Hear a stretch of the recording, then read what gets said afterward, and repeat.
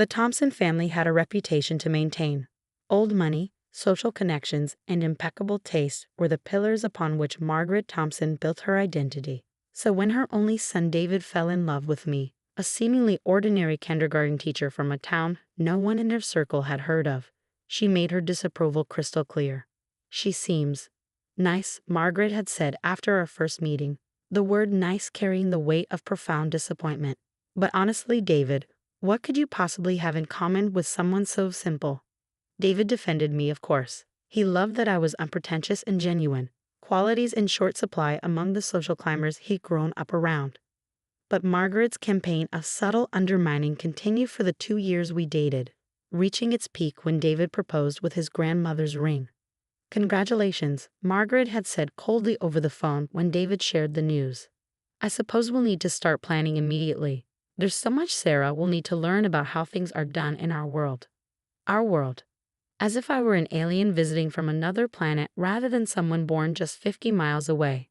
The wedding planning became Margaret's battlefield. Every decision, the venue, the caterer, the flowers, became an opportunity to highlight the gulf between my limited experience and the Thompson family standards.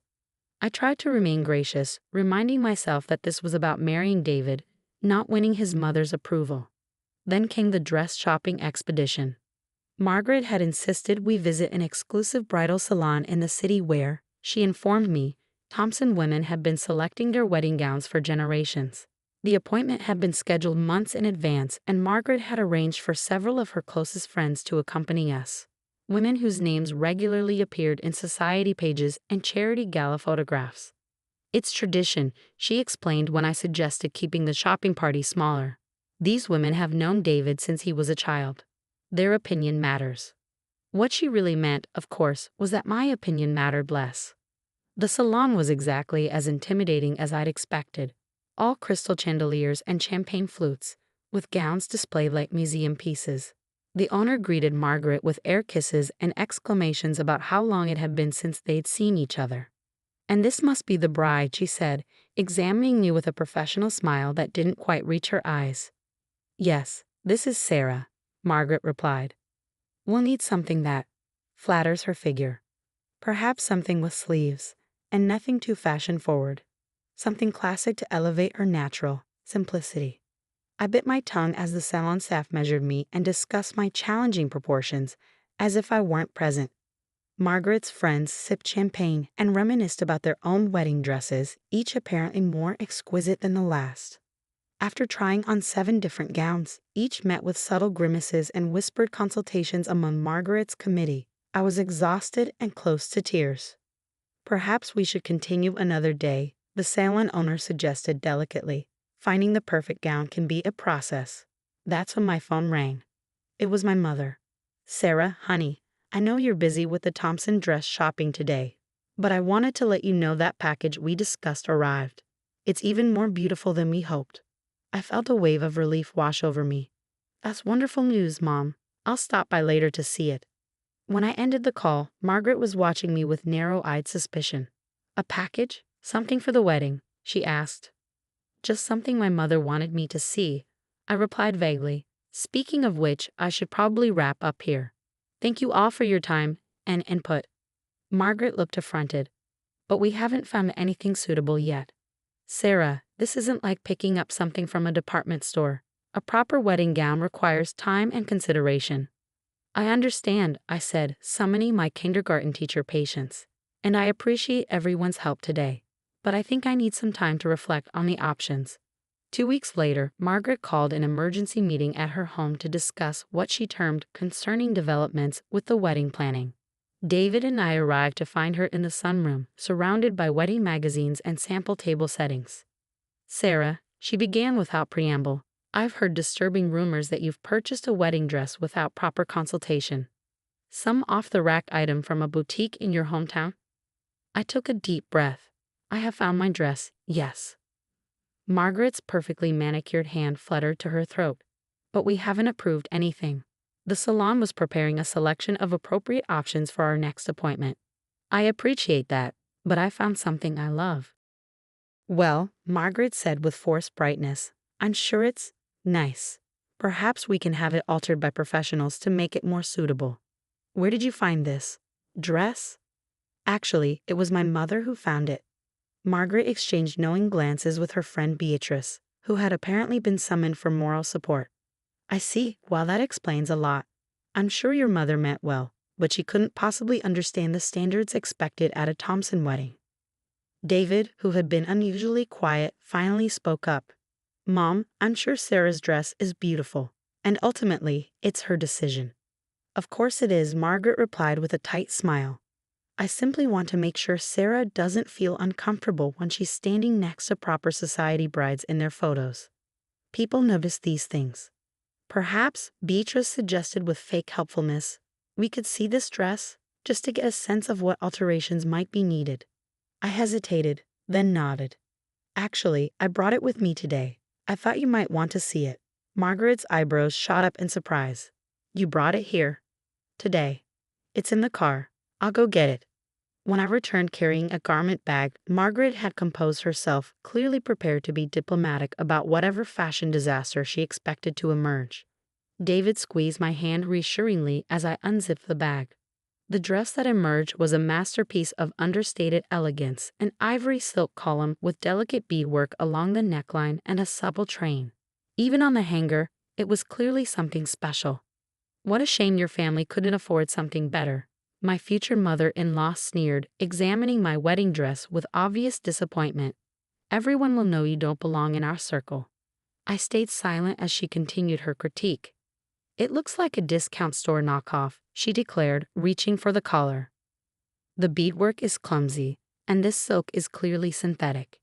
When she flipped the collar to check the label, her face went completely white. This is impossible. Because there, on the designer label, was a name even Margaret Thompson approached with reverence. Alessandra Ricci, the Italian designer whose creations were worn by royalty and whose waiting list was years long. There must be some mistake, she stammered. This can't be authentic. How would you possibly? It's genuine, I confirmed quietly. A gift from my godmother. Your godmother? Beatrice echoed incredulously. Who exactly is your godmother? Before I could answer, the doorbell rang. David went to answer it, returning moments later with my mother and a woman Margaret clearly recognized immediately. Elena? Margaret gasped, rising to her feet. Elena Ricci? What are you doing here? The woman who entered, elegant silver-haired, dressed in simple but exquisite linen, smiled warmly. Maggie Thompson. It's been 30 years? Still intimidating young brides, I see. Some things never change. My mother stepped forward, squeezing my shoulders supportively. I believe you've been getting to know my daughter, though perhaps not as well as you thought. Margaret looked between them in growing confusion. I don't understand. How do you know Elena Ricci? Elena, the Elena Ricci, sister of Alessandra and co-founder of their fashion empire, laughed lightly. Catherine and I were roommates at university before I moved back to Milan. She was the first American to model for our early collections. Model? Margaret repeated weakly, staring at my mother, the kindergarten teacher's aide from a small town who apparently had an entirely different past than the one Margaret had assumed. Just for a few years, my mother said modestly, before I met Sarah's father and decided to move back home. But Elena and I remained close. She's Sarah's godmother, and when she heard about the wedding, I insisted on designing her dress personally, Elena finished. Catherine was like a sister during those early struggling years. Her daughter is family. Margaret sank back into her chair, speechless for perhaps the first time in her life. Her friend Beatrice was staring at my mother with newfound fascination. You're Catherine Jensen, the face of Ricci's Breakthrough '89 collection. I still have those magazine spreads. You disappeared from the fashion world so suddenly. My mother smiled. I found another calling, one that made me happier than the fashion world ever did. I felt David's arm slip around my waist as we watched his mother attempting to recalibrate everything she thought she knew. So you see, Margaret, I said gently, while I appreciate your guidance with the wedding planning, I do have some resources of my own. And more importantly, I know exactly who I am and where I come from, even if you've made some incorrect assumptions. The silence that followed was broken by Elena, who clapped her hands decisively. Shall we discuss the rest of the wedding party? I've brought some sample designs for the mother of the groom. Something that would complement Sarah's dress beautifully. Maggie, if you're interested.